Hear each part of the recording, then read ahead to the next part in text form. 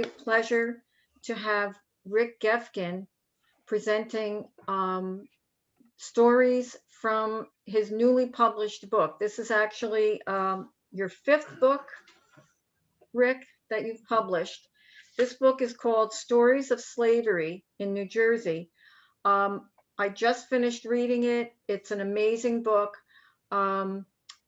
Rick will mention it again at the end of the program, but I'm going to put his email address in the chat. Anyone who wants to buy the book can reach out to Rick via that email, and 10% of all the proceeds will be donated to the T. Thomas Fortune Cultural Center. I notice a lot of new names on the call tonight, so it's possible maybe you don't know. The T. Thomas Fortune Cultural Center is here in Red Bank, and it is dedicated to T. Thomas Fortune, who was also an author and a journalist and a civil rights activist well before the civil rights era, around the turn of the century in the early 1900s, and he lived here in Red Bank for a few years. So I'd like to introduce Rick. As I said, he is an author, a journalist, and a historian. He's written numerous articles for newspapers, magazines, newsletters, and historical societies. He's a historian as well. With this book, some of you may have seen some of the presentations he's done because there's been a number of them going on in the area. In fact, there's another one coming up April 20th, the Monmouth Genealogical Society, Monmouth County Genealogical Society.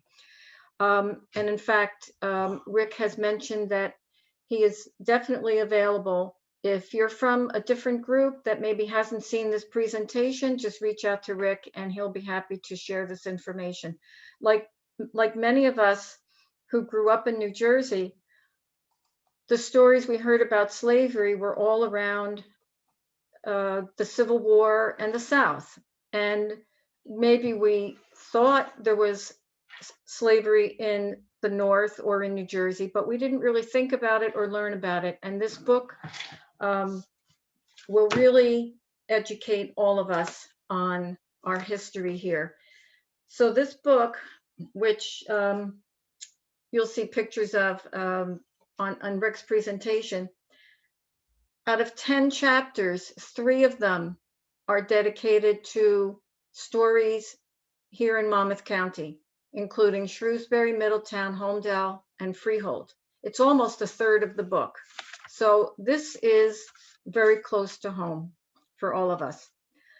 And just so you can understand the depth of knowledge that Rick brings to this story, he also serves as a trustee in the Shrewsbury Historical Society. He's a past president and trustee of the New Jersey Coastal Heritage Museum at Sandlass House. I don't exactly know where that is, unless you want to tell us, Rick. And he's a member of the Monmouth County Historical Association. So I'm going to turn the program over to you, Rick, and thank you all for joining us. So thank you for that very nice introduction. I'm going to do a screen share here. And Patty, please tell me that this is going to work. And then we'll get started here. Okay, so we'll do that. Can you see that full screen? That looks good. Yes. Yeah. Okay. So good evening, everyone, on a kind of a rainy night. So good night to be indoors, hopefully. I want to frame this talk a little bit differently, and thank you, Patty, for mentioning that there's a lot to do with Monmouth County in the book, and I'm going to highlight that a little bit tonight too. And there's a good historical reason for that, as you'll find out. But the framing of this is that, you know, this is history, and it's kind of nice to know. But you know, let's talk about race. What are we going to do with the knowledge that we get out of these stories? And that's something that I'm proud to be associated with at the Red Bank Library for all the great work they do with this series. So I would encourage you to think about the history as I go through this and what it means to us today and what can we do about it. So obviously there's the cover of the book, and the title of the show may be surprising to a lot of you, as it was to me. I was raised in Hudson County and moved to Monmouth County, right after I graduated high school, and went back to college in Jersey City and took a master's at Montclair State. And through that entirety of my education, no one, to my remembrance, ever mentioned anything like slaves in New Jersey. And my good friend and his wife, who are on the call tonight, Don and Mary Lee Burton, when he and I did our first book about Shrewsbury, I started to come across references to slavery, which led to this book 5 or 6 years later. So I'm going to obviously just highlight some things, since I tried to focus on almost every county in New Jersey in the actual book. So I'll bet you've all seen this picture, this iconic painting, actually millions of times, probably from kindergarten onward. And of course, it's George Washington and the man coming on this side from a place called McConkey's Ferry and the Delaware River. And they're going over to the Jersey side. They're going to go down to Trenton to confront the British on a very cold night in December of 1776. And it's iconic, but it's not really accurate because it was painted 75 years after the fact. But it has all the themes that we learned as kids in grammar school, right? And what were they doing, these guys? Obviously, they were proclaiming themselves fighting for life, liberty, and pursuit of happiness, which is terrific. But the question I pose is, yeah, but whose? And the answer, sadly, is that they were fighting for the life, liberty, and pursuit of happiness of landed white people, white men in particular in those days. And yet, despite that, if you look, as I never did as a younger person, at this portrait, right there in front of George Washington is a black man. Now, I don't know that the painter knew exactly the circumstances, and that person could have been one of several candidates, but at least he knew enough about an actual black person very closely associated with George Washington. And that man is also pictured here with George. And he was a real person named William Billy Lee. But unfortunately, he was George Washington's personal slave. And this image is more than ironic because Billy Lee, who had been purchased several years before the Revolution by George, has just probably set up that tent for George. And as you know, a lot of the Revolutionary War battles were fought in New Jersey, were sometimes called the cockpit of the Revolution. And Billy Lee was with him to cook his meals, take his messages back and forth, obviously attend to his horse, and establish this very close relationship with the man who owned him, who ironically is holding a copy in this French image of the Declaration of Independence, which Billy Lee did not have. Now, to give you a perspective on what 61 colonial pounds might have meant when he was purchased by George Washington, around that time, that amount of money, you could buy 8 horses or 13 cows, or if you were a skilled worksman, maybe a carpenter or a shipwright or a blacksmith, it'd take you the better part of 2 years to earn 61 pounds. And I use these analogies on purpose because slaves in our history, certainly more than just New Jersey, in our colonial history, were considered property and not fully embraced human beings. And they were considered really machines wherein white slaveholders could make profit from them. So as I said, Billy Lee was with George Washington all through the war. And then toward the end of the war, about 1781, Billy Lee had met a woman who he wanted to marry, and he approached George Washington and said to him, listen, after the war, apparently we're going back to Mount Vernon.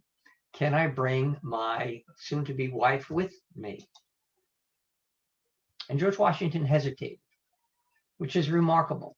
The man that had been with him, the better part of 15 years, when he had a simple human request to bring a wife with him, Washington wasn't able to say yes right away. Now, the folks in Mount Vernon say that there's no record that Margaret Thomas ever showed up there.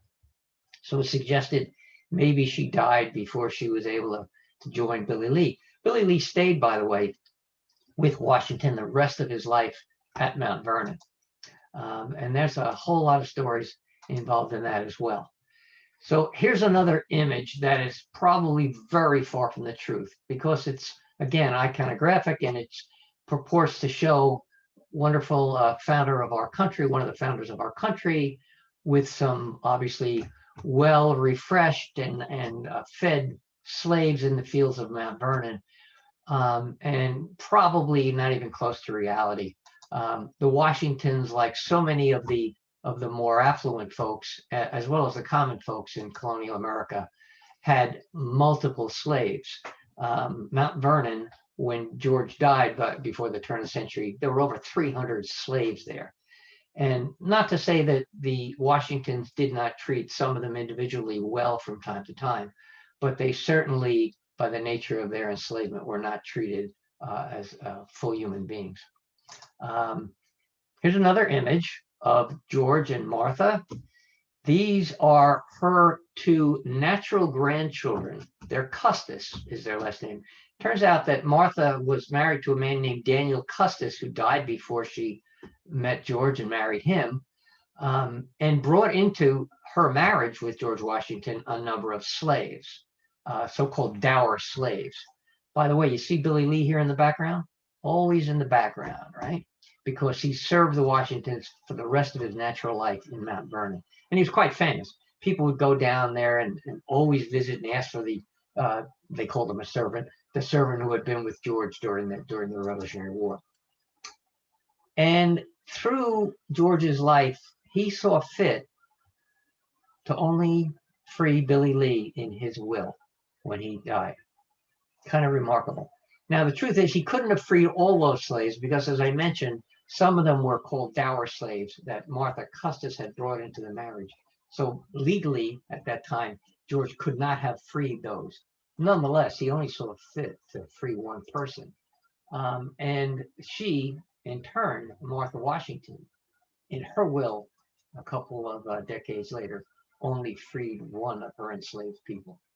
And she had a remarkably repugnant attitude toward these slaves that served her, which you can read in this quote from her. Now, that's a very young picture of her that I had never seen, probably when she was either about to be or married to Daniel Custis. But the repugnant part of this statement is that people of that class expected, for whatever little bits of kindness that they would show to their slaves, they expected gratitude. You know, why would anybody enslaved be grateful to anyone? Nonetheless, this is emblematic of what people believed in those days, some people. Another very famous man connected with our New Jersey history, whose picture you might not recognize here, but who you will certainly know, has got a lot to do with this topic. Yes, indeed, William Penn, who we all were taught as this benevolent Quaker, founded the city of brotherly love in the state of Pennsylvania, kind to the Indians and all of this kind of stuff. But like so many of these early colonists, he too was a slave master. And what's remarkable about this is it's got a very deep connection with us here in Monmouth County. So you know about him, right? You may not know that over time, he and a group of other men bought what our state, now state, was then, two separate occasions, East Jersey and West Jersey, mostly Quakers, but especially in the West Jersey purchase. At one time, William Penn owned all of New Jersey. And as part of that, and because of his social class, he knew some of the founding members of New Jersey Colonial Society.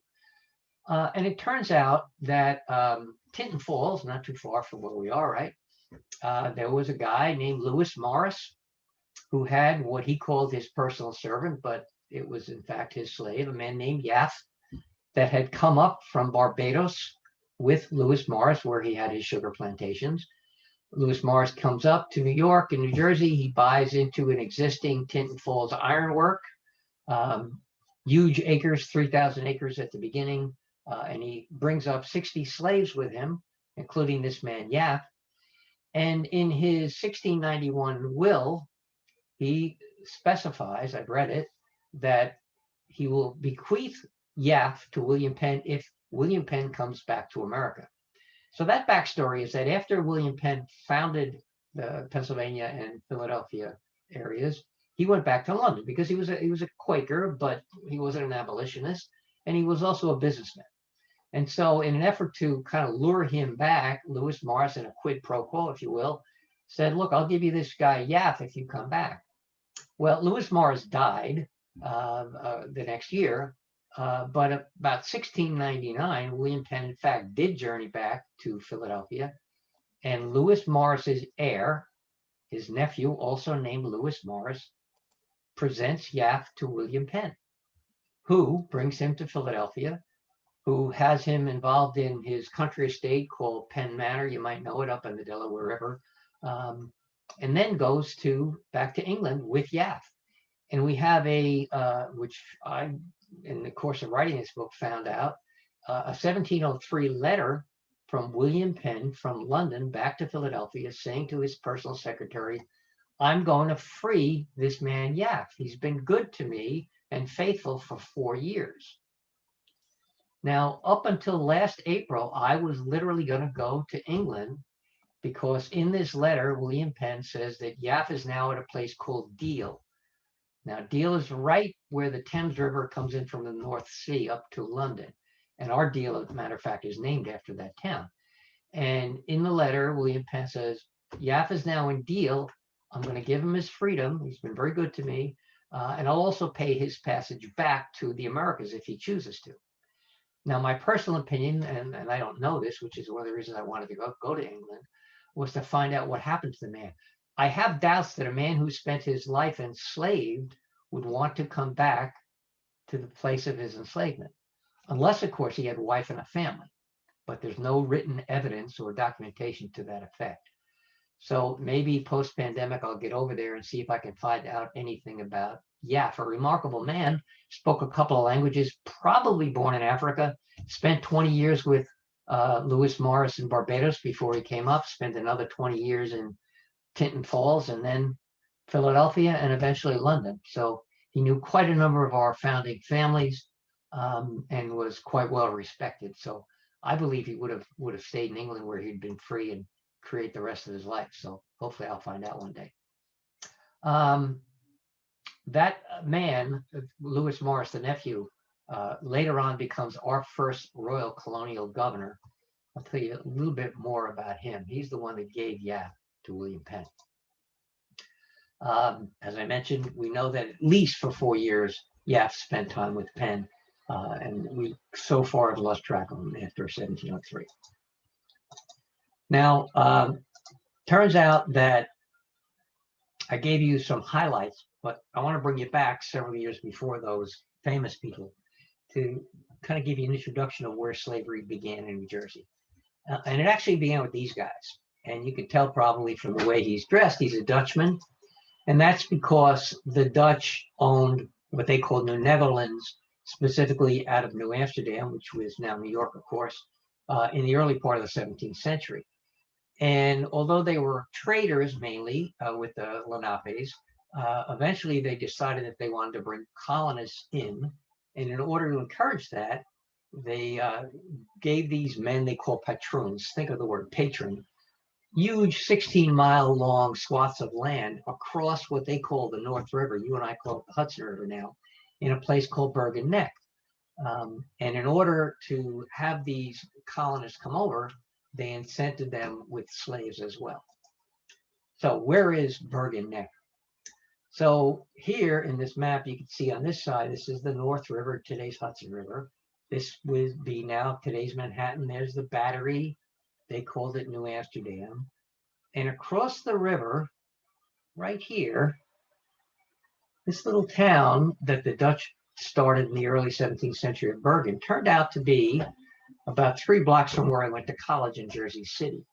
And Bergen Neck was considered this entirety of Jersey City, and now all the way down the Bayonne here. You can see a little of Staten Island there. So the Dutch West India Company was bringing slaves and selling them to these patroons in what they then called Bergen County. It's now Hudson County. And this is where slavery gets a foothold in what becomes New Jersey, up north.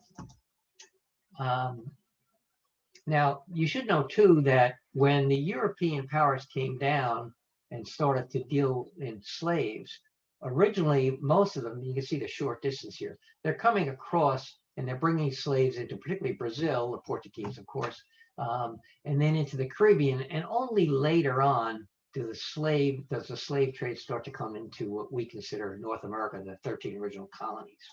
But it happened pretty quickly because of these two guys. And you know them very well. That's Berkeley and Carteret. And the reason they become important is that in 1664, the English take over from the Dutch. Peter Stuyvesant surrenders, and now all of New Jersey and New York is now held by the English. And in the founding document of New Jersey, which Berkeley and Carteret split, East and West Jersey, they issue a document called the Concession and Agreement of the Lords Proprietors. That's considered the founding document of our state. And in that, they give 150 acres to white settlers, 150 acres for every white servant the settlers bring in. And yes, disgracefully, 75 acres per black slave that these English colonists bring with them. So in effect, baked into our original founding document is slavery. So you've got the Dutch starting it up north and then taken over by the English, and it takes off from there in the 17th century. What they're responding to is this guy. Okay, that's the Duke of York, and he's the patron of these two men. He's the man that grants these two loyalists to him after the English Wars of Succession, New Jersey land.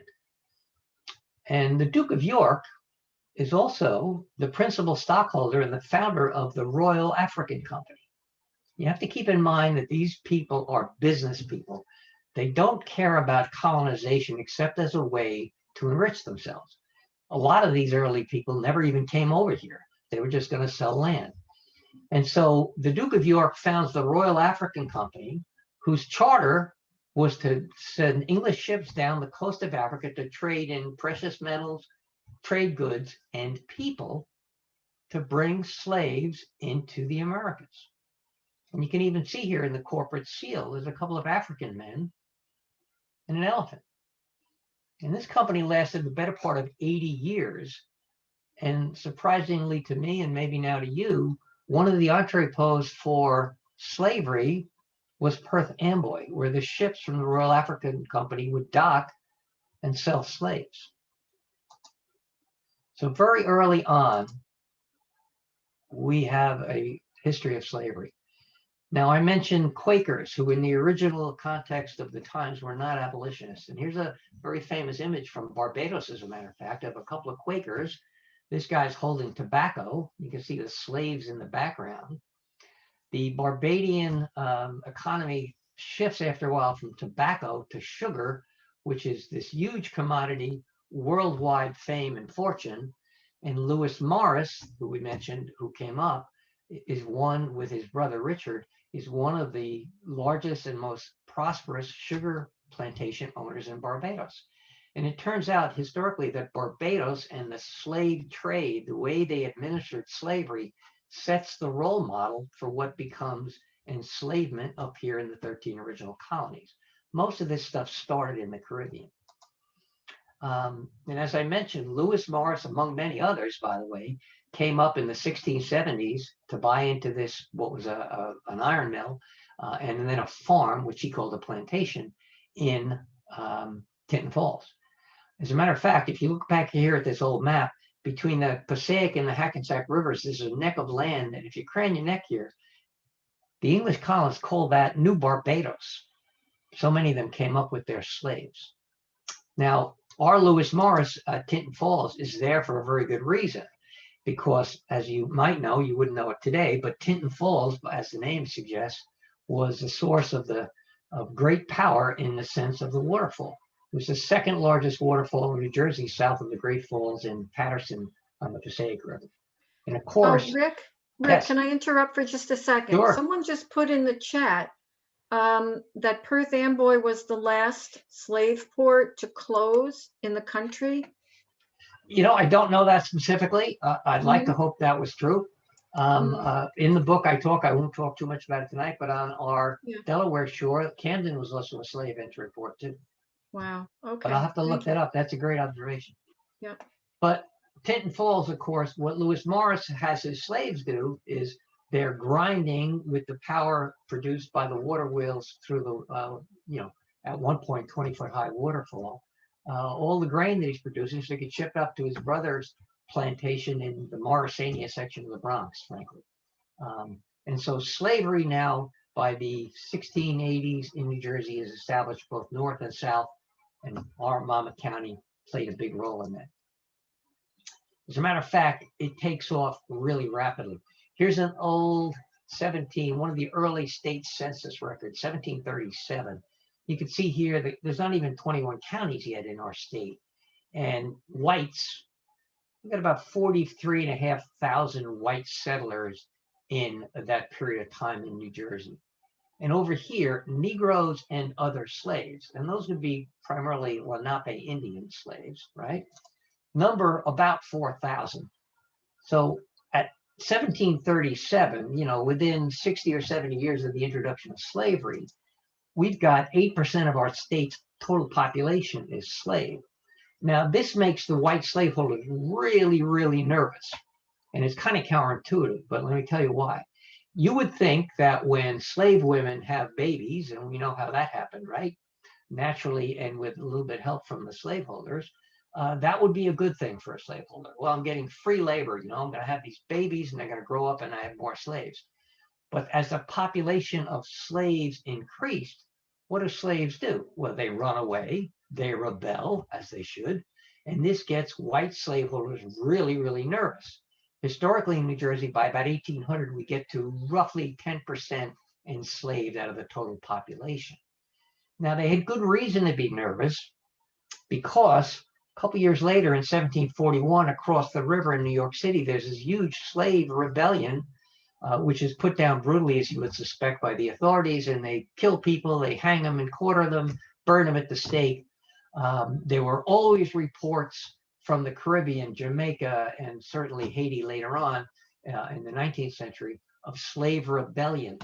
And so slaveholders react to that in the case of our legislature with increasingly restrictive and harsh laws to control this growing slave population.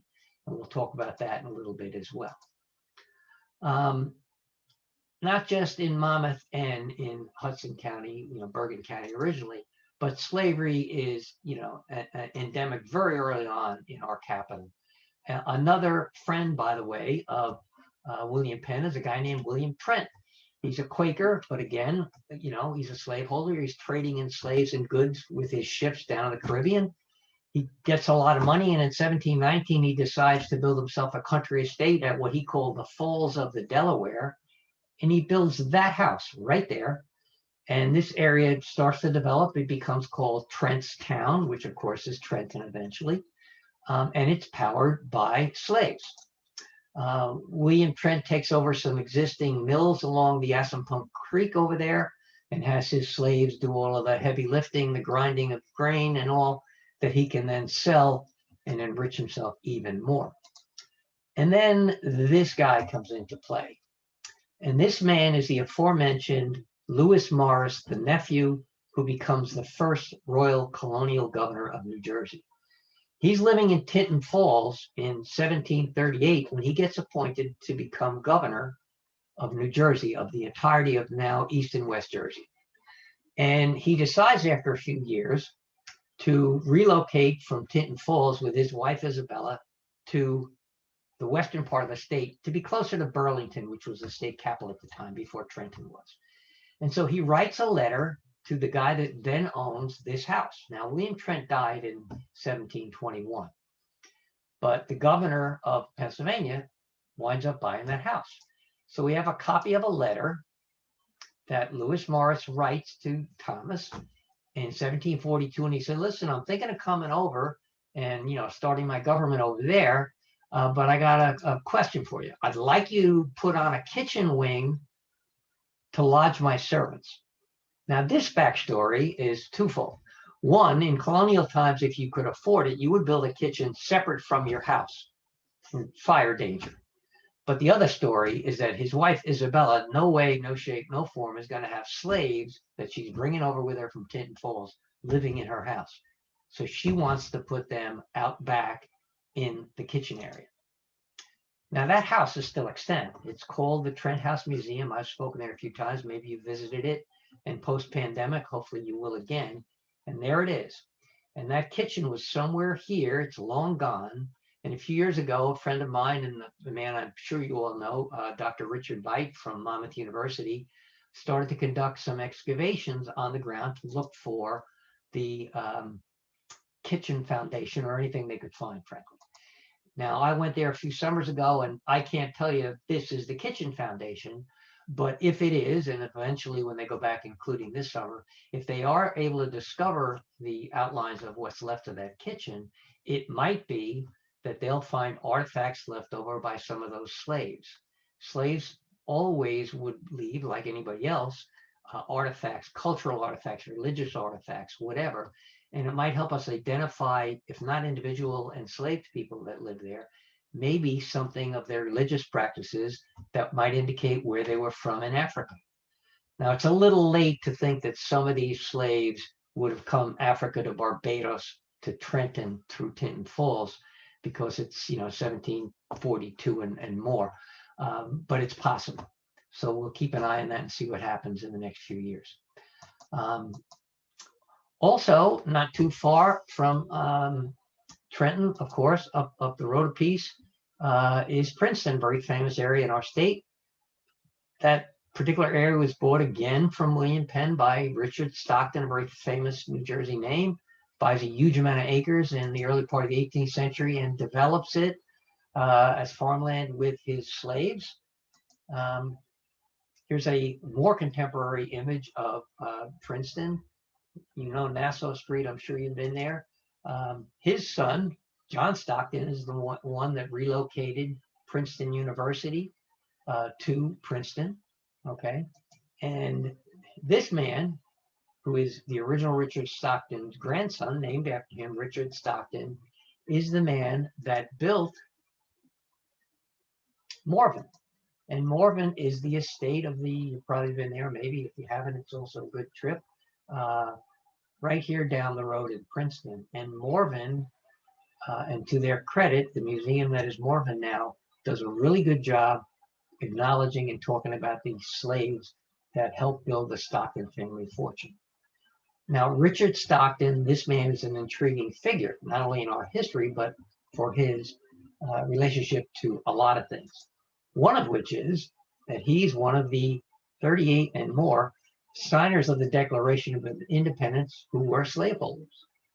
Now, during the War of the Revolution, Richard Stockton fights for us against the British. He gets captured, he's a prisoner of war, and he dies in 1781 while he's a POW. And his wife inherits, obviously, the estate. And there she is, Anna Boudinot, a very famous person. She's a poetess, very cultured woman, obviously of French extraction.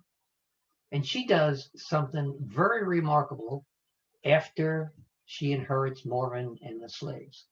I'm going to let you read it for a second so it sinks in.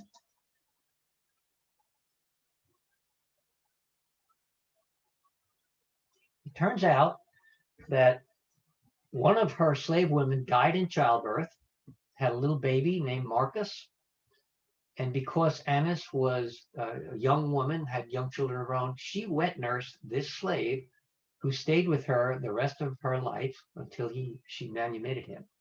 And so there we have this contradiction in New Jersey and colonial history of people who build their fortune and treat enslaved Africans and obviously American-born Black people less than human.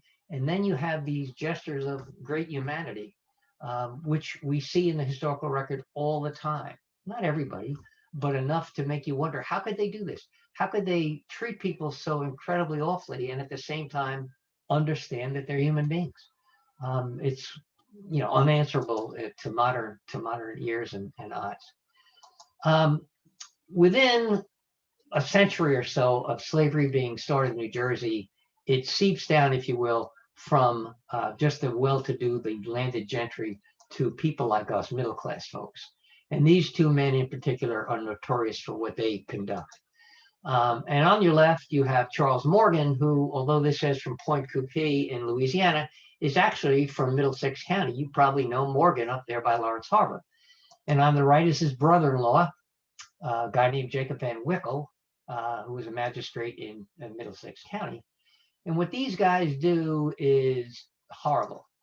And they don't come to it out of whole cloth. Turns out that Charles' father, James, who fought against the British in the Revolution, had a lot of acquaintance with slavery and how to make money from slaves. Here's an ad in 1781 that Morgan, Captain Morgan, takes out to try to return what he called a mulatto slave, probably a slave who had a white parentage and a black parent as well, to try to get a reward. And the Morgans were slaveholders besides. So these two men later on in their life come up with a scheme that my friend Teresa Vega, who's on this call, knows very, very well. And in 1818, they get together, these two guys, and realize something. And what they realize is that they're just passed a few years before, in 1804, an act in New Jersey called the Act for the Gradual Abolition of Slavery, which sounds wonderful, except that it's not really wonderful because it still says that people born into slavery after 1804 still have to serve as slaves for a number of years. So what that means to a slaveholder in New Jersey is that your property, your enslaved Africans or Americans, are going to be worth less money because you're going to have to free them eventually. However, down south, you've got a burgeoning agricultural economy. You've got rice, you've got tobacco, and of course, you've got cotton. So slaves, especially with agricultural traditions and experience, like most New Jersey slaves, are worth a lot of money. So what these guys do is they cook up a scheme and they lure free black people to Van Wickle's house. And he said, listen, there's some laws here that can help you folks. We'll ship you down, if you sign some consent forms, to the South where you can get great new jobs and you can start your lives over and it'll be wonderful. And hundreds of people show up, including women that are with young children, no husbands for one reason or another. And Van Wickle has them sign these legal forms. Maybe some of them read, maybe some of them didn't know how to read, that they agreed to this scheme. And so these two characters and some associates put them on a couple of boats out of Perth Amboy, and they shipped them down to New Orleans.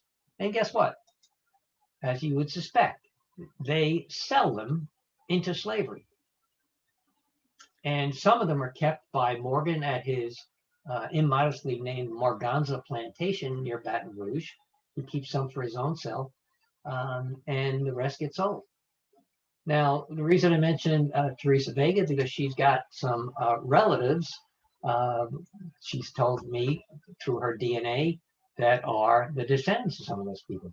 Now, this is something I had never heard of, although you can see from this old newspaper, this had been part of our New Jersey history for some time. And I'm happy to tell you that please do look up online the Lost Souls Public Memorial Project about these people that were sold into slavery down south from New Jersey.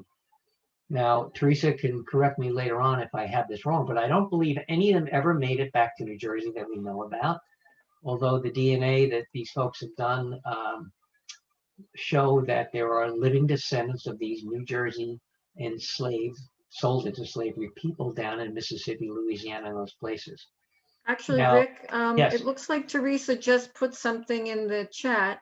Good. So that she has reconnected with the descendants. That she says, I'm a descendant of enslaved people sold south.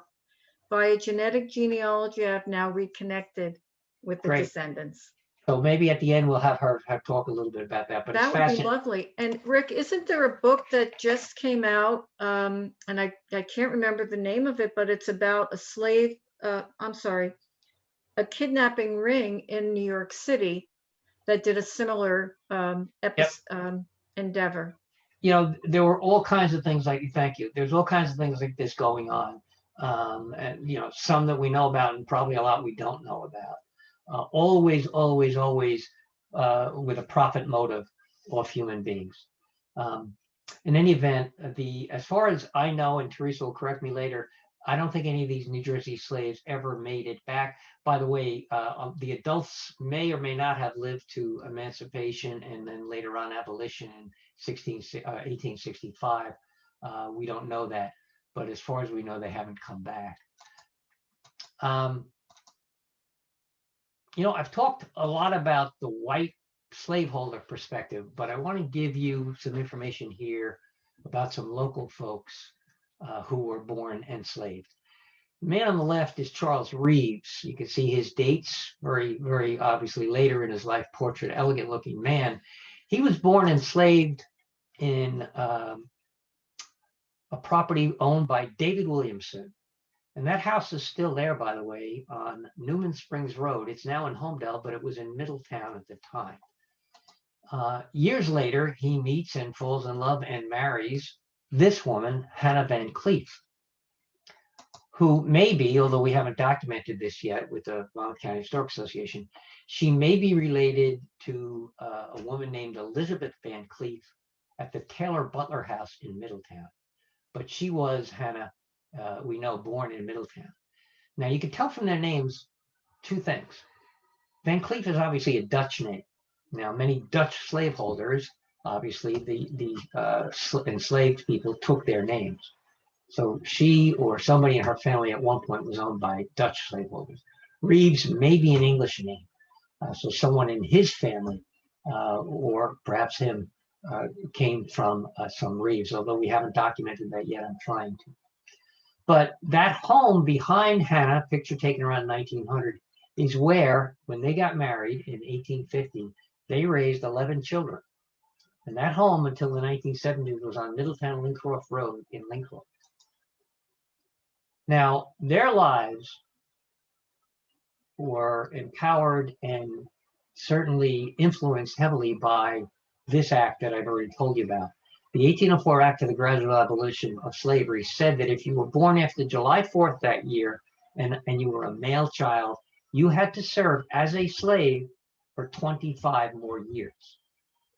If you were a female child, for 21 years.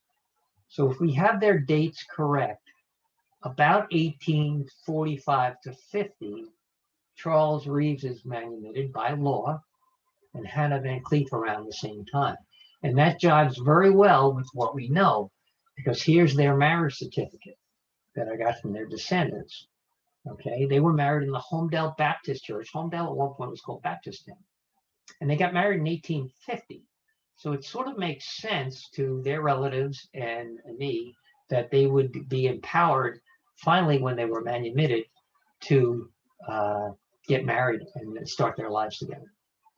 Now, when Charles Reeves was finally freed, what would he do? He had been a farmer when he was a slave.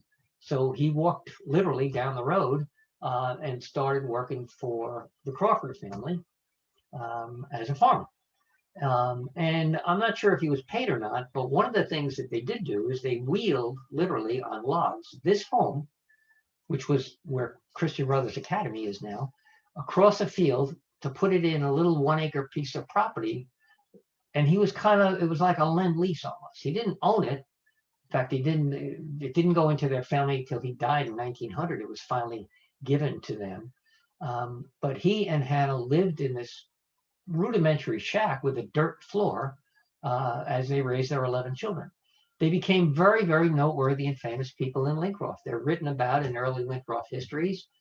Church-going people, there's stories that they would walk from Lincroft every Sunday across the bridge into Red Bank to what eventually becomes the Pilgrim Baptist Church. It's at that little Russian Orthodox church there, and that was the original congregation. And they were very well respected folks as they began their free life in Lincroft. Another very important law that influenced their lives happened also in 1850. And this was a national law that the Southern folks in our Congress pushed through. because as you know, slaves, as they should and would, were always running away. And so the fugitive slave laws gets passed in 1850, and it imposes on anybody up north who shelters or aids runaway slaves some pretty severe penalties, including financial fines and jail time. And this terrifies everybody, not just the Black people who are on the run, but the free Black people in New Jersey and everywhere else, because slave catchers who are hired by these Southern planters come up and they don't have any morality about who they're going to take back for the reward. Anybody they can get and bring back into Southern enslavement, they're going to make money. And you saw that probably in that movie 12 Years a Slave, or maybe Harriet a few years ago. And so how this influences the Reeves and a lot of other families very locally has to do with this cemetery. Now, I'm on a committee, and you've probably hopefully read about this lately. There's a cemetery next to St. Leo's the Great in Lincroft, and it's called the Cedarview Cemetery. And it turns out that James Crawford sells 3 acres or more to 14 free Black men in 1850, actually through a guy named Alexander Frost, another Black man, for a cemetery for their relatives. And sure enough, Charles Reeves buys, this is about a 38 by 98 foot plot of land, as are these other 23. And I believe that most of the Black families that bought this in 1850 and beyond are doing it for a specific reason, because now they become property owners. And as I mentioned, Charles Reeves did not own that house that he lived in. So if you're a property owner, that gives you one more insulation. So if you're accused of being a runaway slave, you could show them a deed and say, no, no, no, no, I'm a property holder. I can't be a slave, as did many men. By the way, also in this cemetery are at least a dozen what are called USCT, U.S. Colored Troops. These are Black men that fought in the Revolutionary War on the Union side. So it's a very, very historic, famous place that we're in the process of rehabilitating. And there is a picture of the Reeves family plot. And it turns out that Charles and Hannah, that's Charles and Hannah Stone right there, Stones, they have more extant stones at their plot than any of the other families over time in this very historic graveyard. These are more modern stones that we know one of their sons put up. They may not even have had stones originally when they passed, but these are relatives. Some of them are children. So many of their relatives are on this committee with us. So how do I know these things? I know them because I got really lucky late in my life, because I met this woman, Mae Edwards. Mae passed a few summers ago. And Mae Edwards is the great-granddaughter of Hannah and Charles Reeves, a wonderful woman who maybe a lot of you have known. She was a surgical nurse at Riverview for 30 or 40 years as a career. Her husband was a businessman in Middletown. Mae Edwards was born in that house that I showed you that her great-grandparents had lived in. And when I met her, she was in a rehabilitation unit in Shrewsbury, and I spent a lot of hours talking to her, and she was wonderful, telling me all of these stories, because she had also become the president of the New Jersey chapter of the Afro-American Genealogical and Historical Society. And she alerted me to something that I never expected. I thought, as a white person growing up with absolutely no knowledge of slavery in New Jersey, and if I had thought about it at all anywhere, that Black people probably couldn't know anything about their ancestry. And I'm wrong. And, if you watch Louis Henry Gates last night, you can see how wrong I was.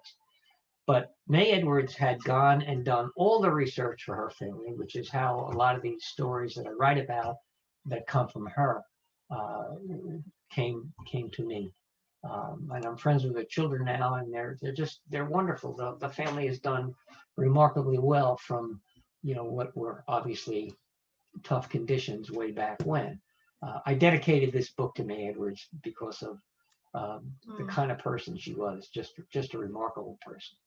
So Rick, I just wanted to pop in very quickly. We will be ending around 8:30, and there are some comments in the chat, but I think other people might want to join in. So just, you know, so everybody knows we are going to allow a little bit of time for interaction and Okay. questions. And I'm coming toward the end here, Patty, so we'll have plenty of time for that. Wonderful. So everybody knows, of course, that there is a ton of ads like this, newspaper ads, 19th century ads, and earlier actually, of runaway slaves. They're running away all the time, and they should have, of course. Creates a lot of problems. And eventually what comes to pass is what we all call the Underground Railroad, which in our state kind of comes up from the south along the Delaware River.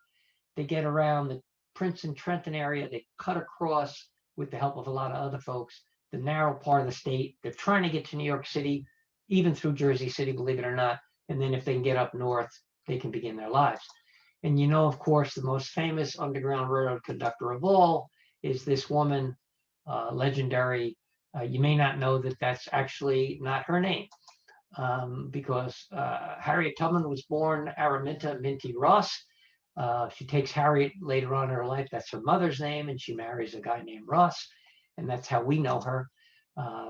Remarkable, remarkable woman. A lot of stories about her. She was actually not born in New Jersey. She came up after she escaped, you know, when she's a little bit less than 30 years old, to Philadelphia. There are stories documented that she worked in a hotel in Cape May for a little while. She winds up in the kind of the headquarters, if you will, of the Underground Railroad in Philadelphia, and then makes the remarkable decision to go back and first to free her husband. She gets back to Maryland and he's remarried, thinking she's long gone. She frees her parents and then makes repeated journeys back in disguise in some cases to free, we think, as many as 78 or so slaves. Just, you know, incredible courage to do this. She participates in the Civil War as a spy. She arms herself. She infiltrates Confederate war camps. You know, she's 5'0" and nobody would suspect her. And after the war and abolition, she finally retires, remarries into a place called Auburn, New York, upstate. But she's not done. She gets involved in the early women's right to vote movement. She opens up a home for older former slaves, and you know, is just this dynamic, nonstop person. Finally dies in the early part of the 20th century. Has to, by the way, petition our government for her Civil War pension, which they say no, as they always do, and eventually she does get some pension money. And if we're real lucky, and I think we're going to be real lucky real soon, this will happen again, which should happen. It's about the very least thing we can do is take old Andrew Jackson off this thing and put a much more, in my mind, remarkable human being on the $20 bill. So I have good hope that we'll see that in the next few years. It's obviously the very least we can do for this terrific person. So winding up here so we have time for questions, how did we approach abolition as a state?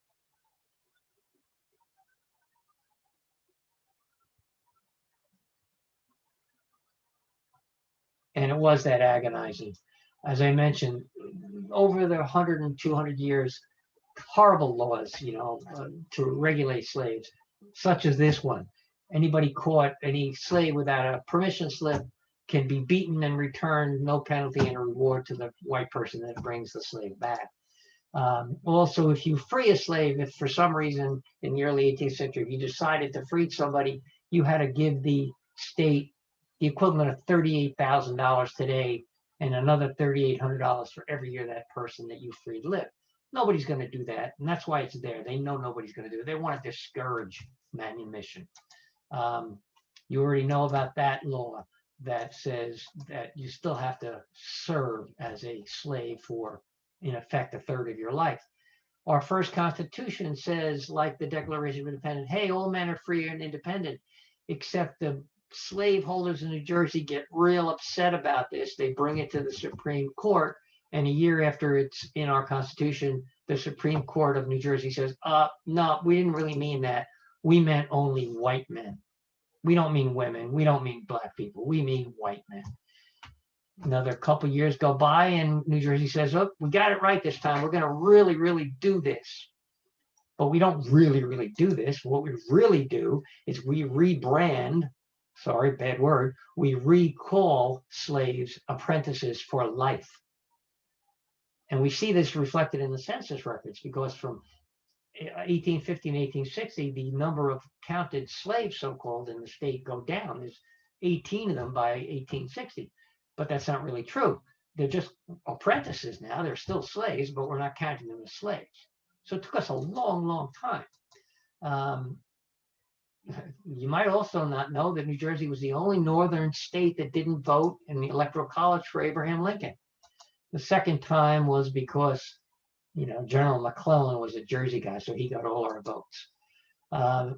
Civil War comes along primarily, by the way, because Lincoln was tending toward abolition, and South Carolina secedes. The Civil War begins over slavery.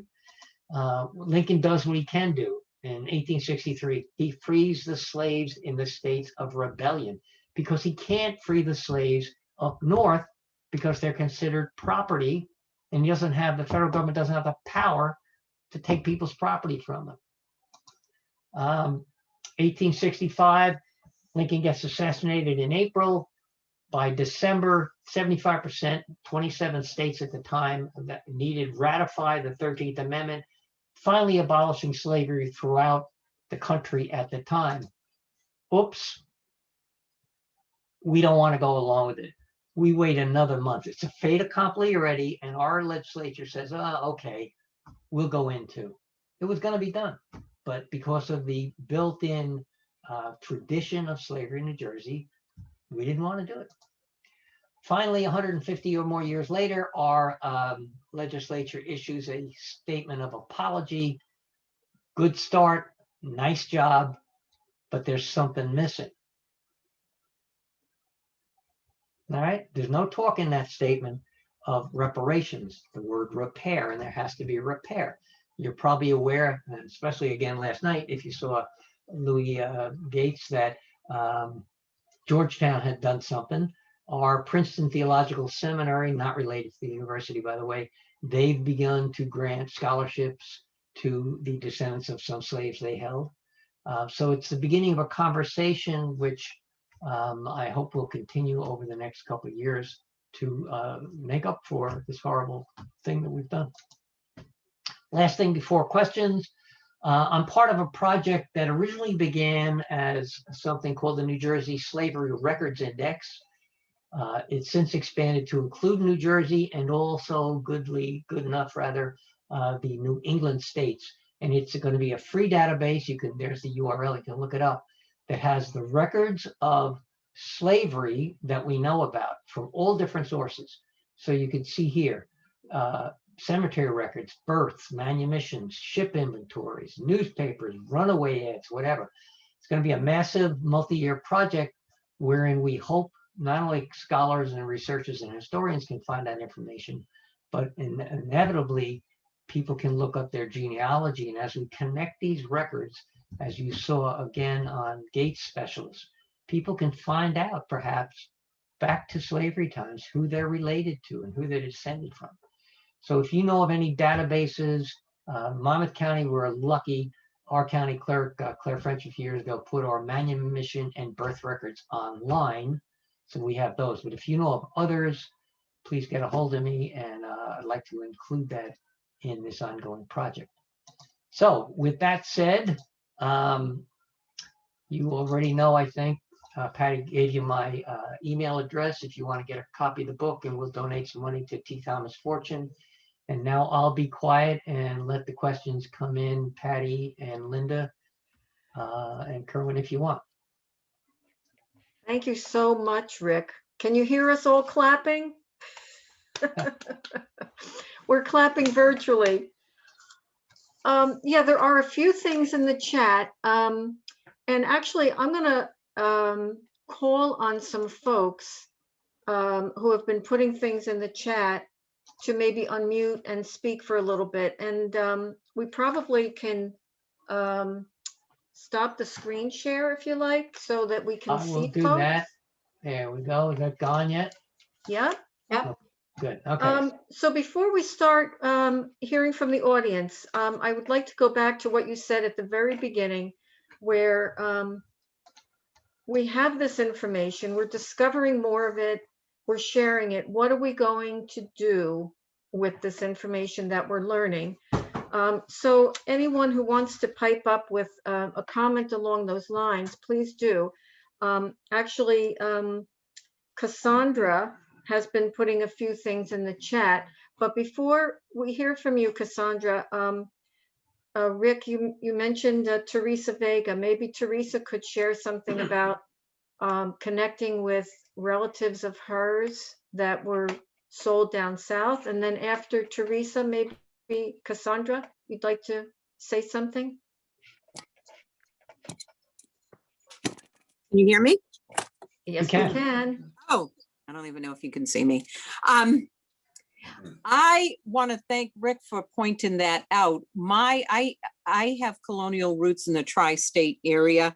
Regarding New Jersey, my fourth great grandfather, Thomas Thompson, was the first stagecoachman in Newark, but his roots go back to Bergen County to the Ramapo. We're direct descendants of the Ramapo Lenape and totally Afro-Indigenous, of course, triracial.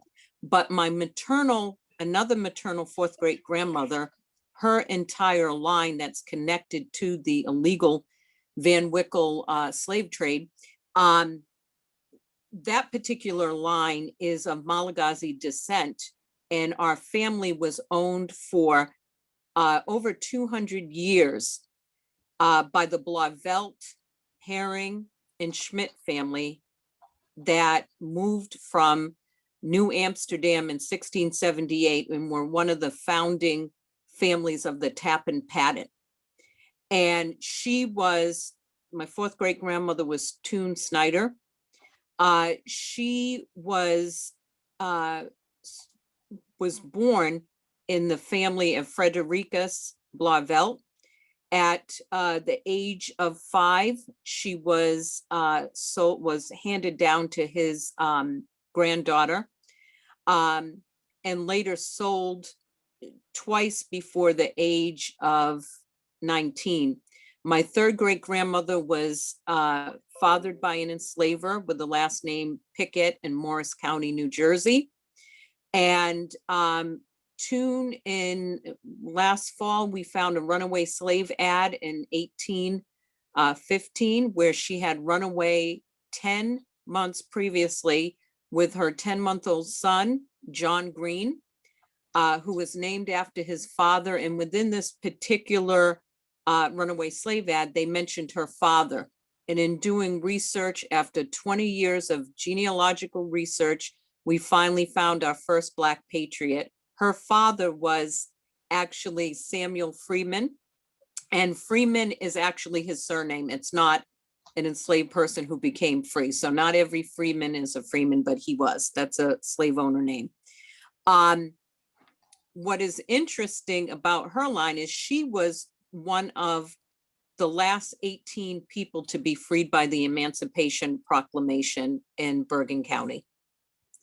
But again, that particular line, we have other lines, but when you consider that Northern slavery and was sort of, I want to say, family slavery versus plantation. So you normally had 1 to 2 enslaved people for the most part.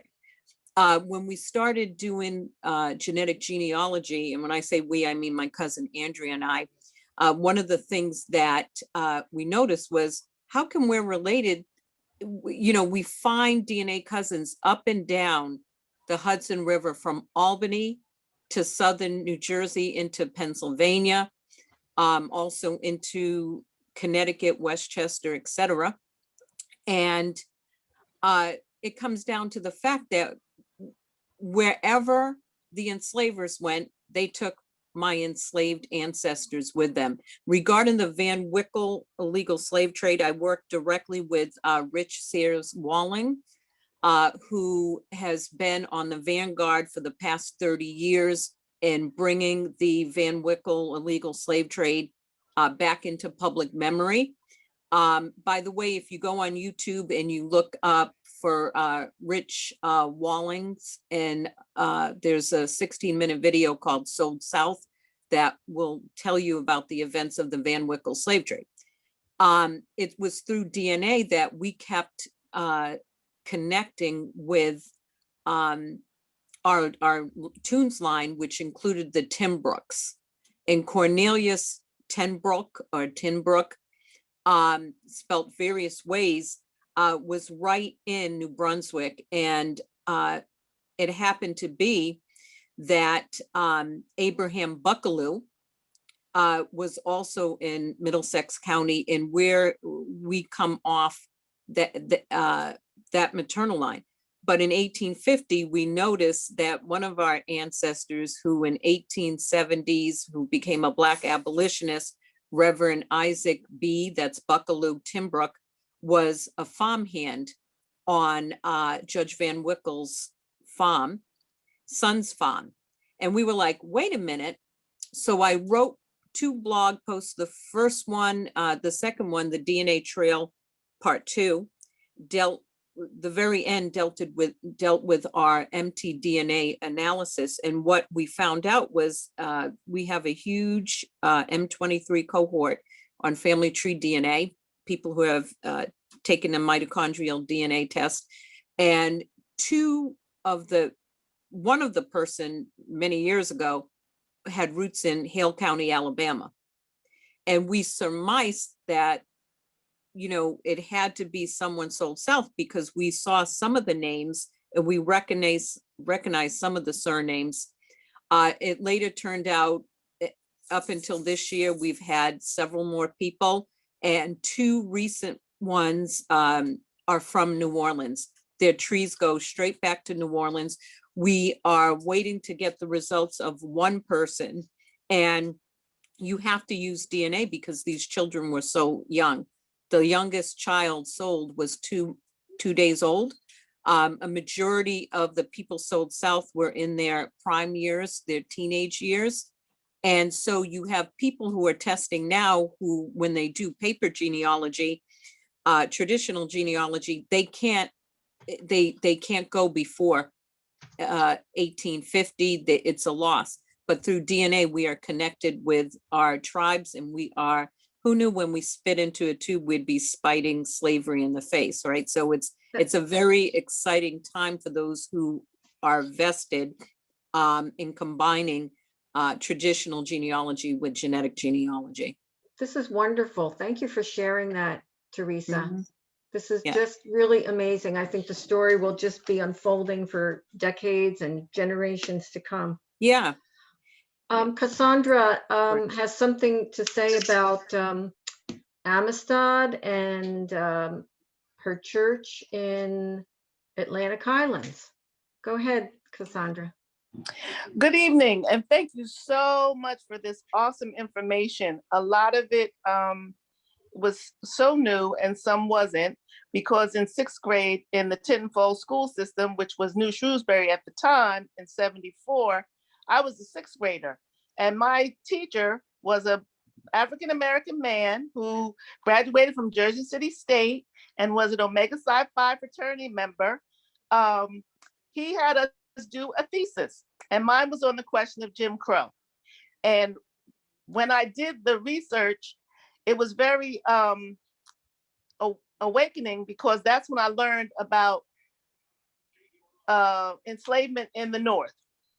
And also I learned about how far-reaching the fugitive slave law took things. And I think maybe that's where the Marshals come out of. They may have come out of that tradition.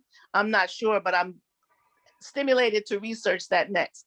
However, I have a rich history in New Jersey in the Keys family, because my great uncles, they were the ice house owners in Atlantic Highlands. And my great grandfather, who my father's named for, who's since passed, is a co-founder of St. Paul Baptist Church, which is historical in Atlantic Highlands. And Reverend Henry P. Davis, which many of you may know, was a longstanding pastor at that church. So my grandfather and my uncles, some of who were deacons, longstanding deacons. So it's just very interesting to know this history, because a lot of that Middletown history, Atlantic Highlands, although that's the area that I grew up in, it was hillside in Middletown, New Jersey. So I grew up in a community that was predominantly Black, but now is not, because you can't hardly afford to live there if you're not a certain income range. However, the majority of the homeowners at that in my rearing were all relatives, somehow interrelated. And we have, I would love to hear the history going back as to some of the people who may have come out of enslavement. But also when my parents moved to Tinton Falls, it was New Shrewsbury. And as I noted in the chat, New Shrewsbury became Tinton Falls because the borough was the historical part of this town. And so lived through a lot of transitions, but the history that you talked about, I live near the former grist mill. So the grist mill is where the falls are. And so to know that, and which I know there were quite a number of Black families in the area called Reevytown, which is also extended family of mine. So it's just so interesting to hear this history that Mr. Geffken put out. It's just so riveting. So I'm looking forward to talking to him. But if you ask the question of what are we going to do, I hope everybody will put energy into getting the Amistad curriculum in the school districts. The law passed quite some time ago, and it's not gotten the teeth, and it's not taught in the schools.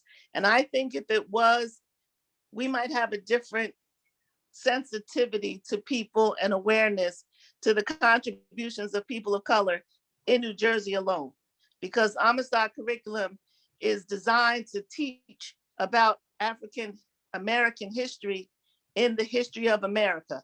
And it's just not getting the full leverage that it needs. So I hope maybe you would get with your school boards, find out if it's being implemented and how rigorously or lack thereof, and maybe get behind getting it more rigorously implemented in their respective school districts. So thank you, Cassandra. I'm- Let me make a comment about a couple things Yes, there. thank you. She's absolutely right. The woman that is in charge, Dr. Stephanie Harris of the Amistad Commission, has posted any number of curricula online for the school systems. Now, two things are, I'll have to tell you that my friend Don Burden on the line here and I did a module in the Shrewsbury Borough School on local enslavement, which is a primarily white district, and a lot of those kids, I think, were as surprised as some of the teachers were. But one of the things I want to say that Stephanie Harris always speaks to is this is not African American history. This is American history. And as you just heard from two very eloquent speakers, their roots go back hundreds of years before mine do in this country. My folks didn't get, the Irish and the Germans and my family didn't get here till the 1870s and so. So, Stephanie Harris talks about infusing this knowledge into school districts. So it's a great point, Cassandra. Thank you very much.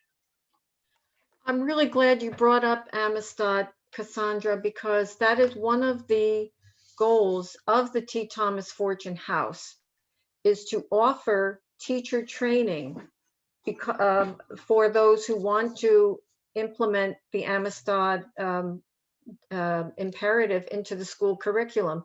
The thing is, it may be a state mandate, but there's no effective oversight or way to implement it. So largely, it has to come from the communities, as you mentioned, Rick. So everybody, you can go to your own school boards and insist, encourage, etc., that they implement this. And I think why that's important, it's pretty obvious to, I'm sure everybody on this call, but this wonderful program of Let's Talk About Race is something that, didn't exist that many years ago. Certainly didn't exist when I was growing up. We didn't know any of this. And I don't know how white and Black people would have even talked about this had we known back then. So it's important. The contention that I have in the book, and one of the reasons I wrote it was not just because it's stories. By the way, I included 12 pages of bibliography. There are Black scholars in New Jersey that have been writing about this for years. that I never knew about. So they're in this book where I found them, and others as well. There's a tremendous body of work, real scholarly stuff, including local records that you already know a little bit about, and living folks like Teresa and Cassandra, who can tell you that their families go back. So it's important that we deal with this today. Well, Yes. I'd just like to say that one of my teachers, Miss Claire Garland, if she's still on, she was my educator in middle school. And and she's also a family friend, but awesome educator. And she also has been in the paper for her historical connection. So I just want to thank you all for this continuingly awesome program and presentation, because it's so vital and it's just so appreciated. So I'll be sending something to the friends of the library. Claire is doing a program in May, and Lorraine Stone will be joining her on the Indigenous. Claire's a friend of everybody here. And by the way, Claire, I'm going to put you on the spot. How's that book coming along, Claire? Oh, well. It's on the back burner. Speak a little bit, Claire, about your heritage, if you can. Oh, well, it goes back long, many decades, centuries. However, I wanted to say that I have an old map of Tinton Falls right there by the falls and the grist mill. I think it dates 1685. And on it has has written on it African Cemetery, right there by the falls, kind of where the Crawford House is now. So that was probably the area that Morris buried the slaves that died while their time here in Tinton Falls. But hi, Sandy. I just wanted to say hello. Good to see you.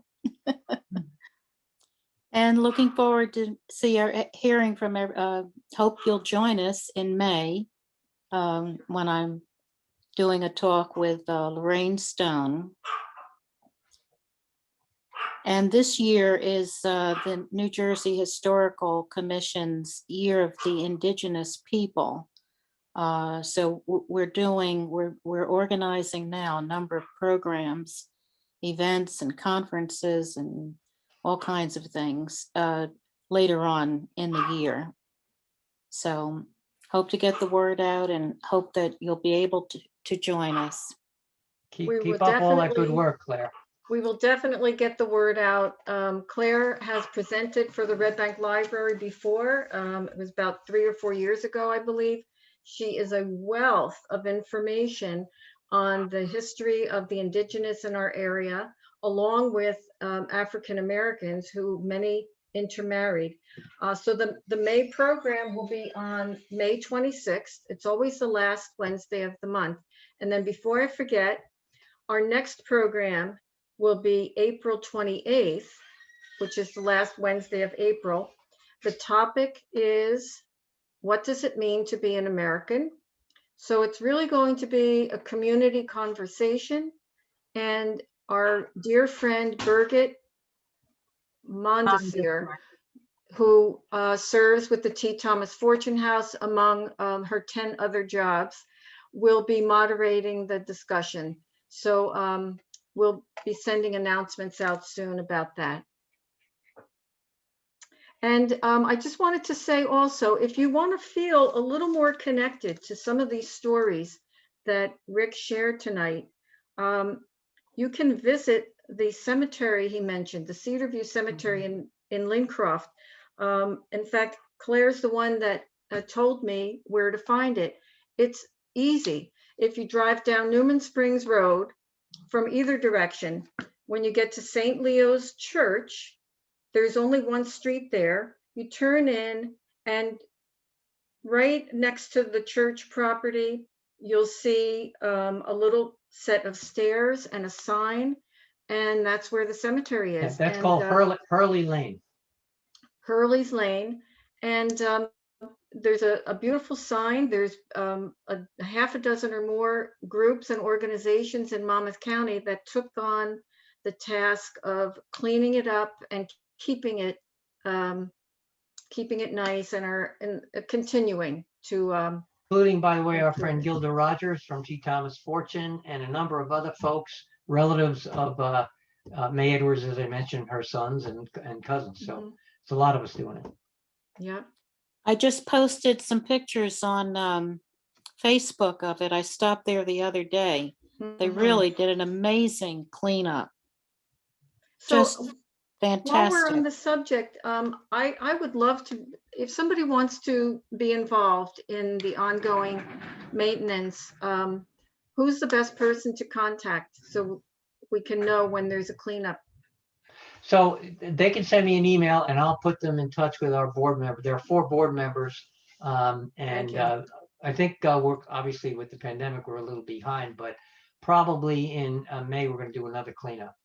Excellent. So Rick's email, by the way, is at the very beginning of the chat for anyone who may have missed it.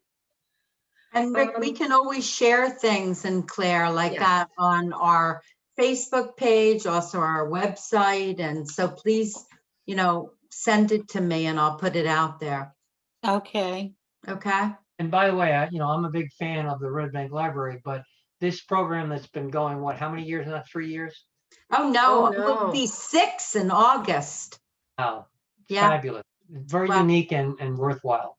Well, we've been very lucky because we have people like you that have volunteered Yes. their time and put together, and the participants that, going remotely, we've been able to have people that are not necessarily from Red Bank. So that's been an advantage. And, the good thing about what's happening today is the conversation is being had, where for so many years, like you talk about Amistad, but even, when it came to books that libraries had, you didn't have the wealth of information that you have today. And all these authors writing unbelievably, multicultural books about, different cultures. So you learn what somebody else's story is, and you can share this. So, I mean, in many ways, we're in a prime time right now where we can converse and we can share and we can do. And so, By the way, exciting. that reminds me of something that when I was talking to Mae Edwards the last few months of her life, she had told me about her family history. And one night I was watching Henry Louis Gates, and he was interviewing Ta-Nehisi Coates. Oh yeah, I saw that. Recognized the name, and it turns out that through marriage, my friend Mae Edwards is related to Ta-Nehisi Coates. So wow, these bloodlines are just incredible. Yeah. Just incredible. That's a great show. And also, the show that he did on the Black Church, I would really recommend that. They're showing it, at various times now. So, I mean, it's really makes me dance, believe it or not. Yeah. So friends, we're almost out of time. Are there any last burning questions for Rick? Excellent program. Oh, thank Really you. spectacular. Looks like Beta has a question. Go ahead. Beate. Hello. Yes. Okay. Super interesting, and it just goes on. And thank you very much, Rick. I'll certainly buy the book. However, Linda just said something about action. I'm encouraging people to call the Senate President Stephen Sweeney and encourage him to put SCR 96 on the agenda, because New Jersey's constitution does not mention slavery or forced servitude, which happens in prisons. Prisoners in New Jersey are forced to work for minimum pay. I think it's $150 an hour or $150 a day. And if you give him a call, I have done it. The number is 856-251-9801, and it would prohibit slavery. What is that again? 856-251. 9801. It would prohibit slavery and involuntary servitude. And involuntary servitude means that a person is forced to work for the benefit of somebody else. And New Jersey does do that in our prisons. And if you Okay. think, and if you think that doesn't exist, the next Oh, time it you go to, exists. if yeah. if you don't know it, the next time you go to a nail parlor, Yeah. think about it. Yeah, so please call the president, have him put it on the agenda. It's being sponsored by 2 Black senators of New Jersey. And people just don't know. Currently, inmates in the states have to work while in prison. They're not prevented of doing it voluntarily, but they're actually prevented. I mean, they have to do it. So the more they have to work, the less they have time to study and take care of other programs that might be offered. So I just wanted to bring that action item in, what we can do right now. Great, Okay, thank you. great. Thank you, Beate. Welcome. Thank Okay, you so much, everyone, for coming. I hope to see you next month. I wish any of our Jewish friends happy Passover, our Christian friends happy Easter, and happy spring to everybody.